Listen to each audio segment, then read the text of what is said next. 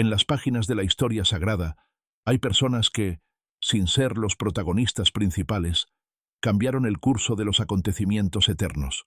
Juan el Bautista es uno de ellos. Este hombre extraordinario fue llamado por Dios antes de nacer para preparar el camino para el Salvador del mundo. Su vida es un testimonio de valentía, humildad y dedicación inquebrantable a su misión divina. Hoy nos sumergiremos en la increíble historia de Juan el Bautista, el profeta que con su poderoso mensaje sacudió a una nación y preparó los corazones de muchos para recibir a Jesús. ¿Quién fue este hombre del desierto? ¿Cómo llegó a convertirse en la voz que clamaba en el desierto, preparando el camino del Señor? Acompáñanos mientras descubrimos esta fascinante historia bíblica. Nuestra historia comienza en Jerusalén, durante el reinado de Herodes el Grande, rey de Judea.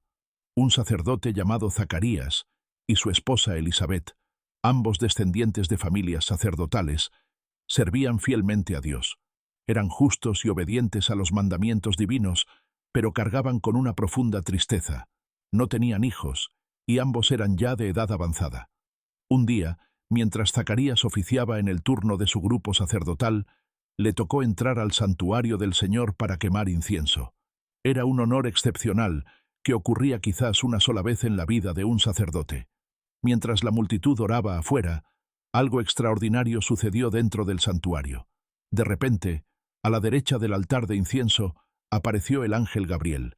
Zacarías se sobresaltó y el temor se apoderó de él. Y el ángel Gabriel le dijo: «No temas, Zacarías. Tu oración ha sido escuchada. Tu esposa Elisabet te dará un hijo, y le pondrás por nombre Juan. Tendrás gozo y alegría, y muchos se regocijarán por su nacimiento. Será grande delante del Señor. No beberá vino ni licor, y será lleno del Espíritu Santo desde el vientre de su madre. Hará que muchos israelitas se vuelvan al Señor su Dios, e irá delante del Señor con el espíritu y el poder de Elías, para hacer volver los corazones de los padres a los hijos y a los rebeldes a la sabiduría de los justos, a fin de preparar para el Señor un pueblo bien dispuesto». Zacarías: «¿Cómo podré estar seguro de esto? Yo soy viejo, y mi esposa también es de edad avanzada». El ángel respondió con autoridad divina: «Yo soy Gabriel, que estoy delante de Dios, y he sido enviado para hablarte y anunciarte estas buenas nuevas. Pero ahora quedarás mudo hasta el día en que esto suceda, por cuanto no creíste mis palabras». Mientras tanto, el pueblo esperaba a Zacarías y se extrañaba de su demora en el santuario. Cuando por fin salió, no podía hablarles. Por las señas que les hacía, comprendieron que había tenido una visión. Zacarías permaneció mudo, tal como el ángel había anunciado. Tras completar sus días de servicio, Zacarías volvió a su casa. Poco después, su esposa Elisabet quedó embarazada, tal como el ángel había predicho. Llena de gratitud, ella se mantuvo recluida durante 5 meses. «El Señor ha hecho esto por mí. En estos días me ha mostrado su favor y me ha quitado la vergüenza que tenía ante la gente». 6 meses después del anuncio a Zacarías, el mismo ángel Gabriel fue enviado a Nazaret para anunciar a María que ella daría a luz al Mesías. Gabriel le reveló también que su pariente Elisabet estaba embarazada. María, inspirada por el Espíritu Santo, partió inmediatamente para visitar a Elisabet. Cuando Elisabet oyó el saludo de María, la criatura saltó en su vientre. Elisabet fue llena del Espíritu Santo y exclamó: «Bendita tú entre las mujeres, y bendito el fruto de tu vientre. ¿Cómo es esto, que la madre de mi Señor venga a mí?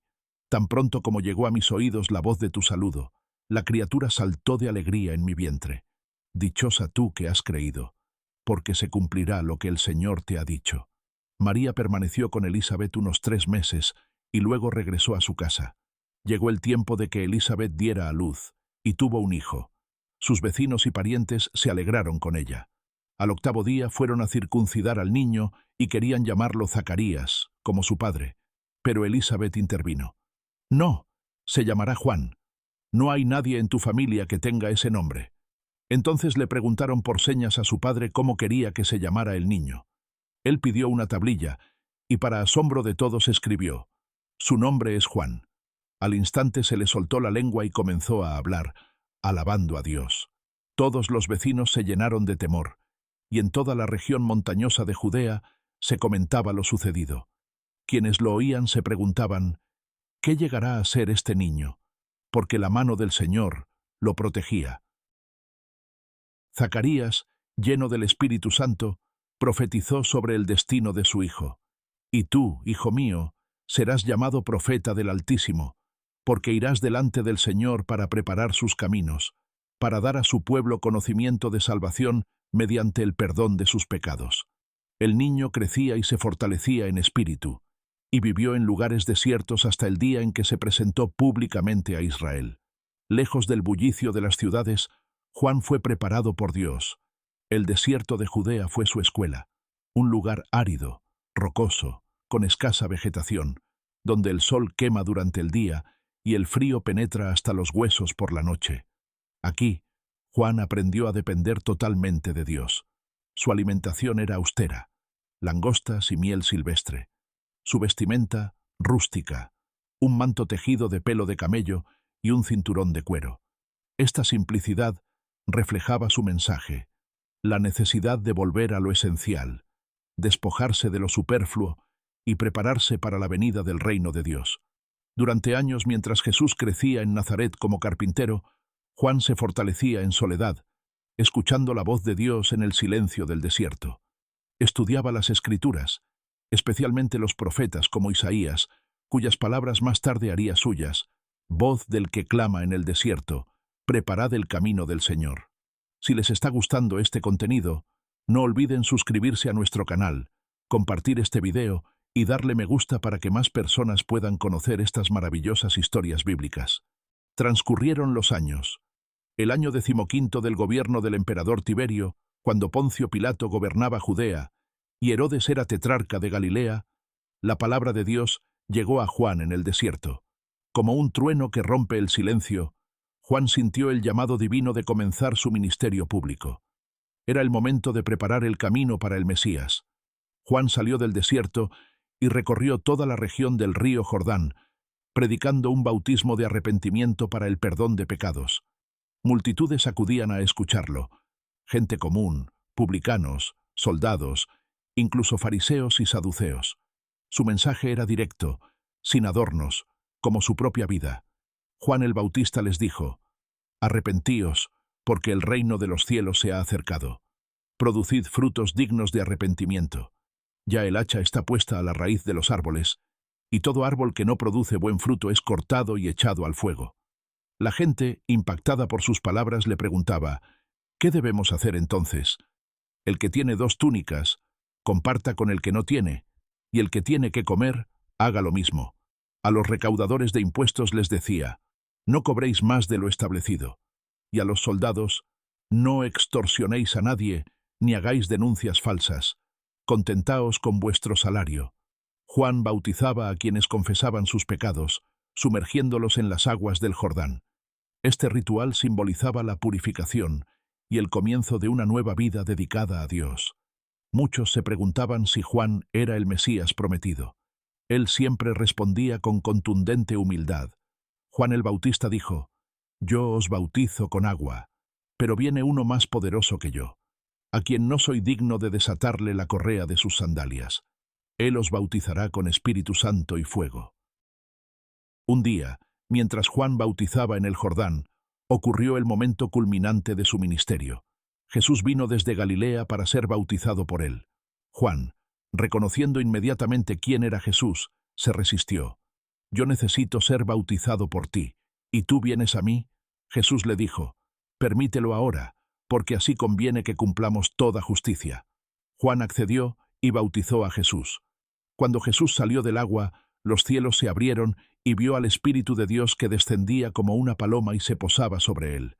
Y vino una voz del cielo que decía: este es mi Hijo amado, en quien tengo complacencia. Este momento marcó el inicio del ministerio público de Jesús y el cumplimiento de la misión principal de Juan: presentar al Mesías al mundo. Al día siguiente, Juan vio a Jesús que venía hacia él y dijo: he aquí el Cordero de Dios, que quita el pecado del mundo. Este es aquel de quien yo dije: después de mí viene un hombre que es antes de mí, porque era primero que yo. Yo no lo conocía, pero he venido bautizando con agua para que Él se manifieste a Israel. Juan dio testimonio diciendo, vi al Espíritu descender del cielo como paloma y permanecer sobre Él.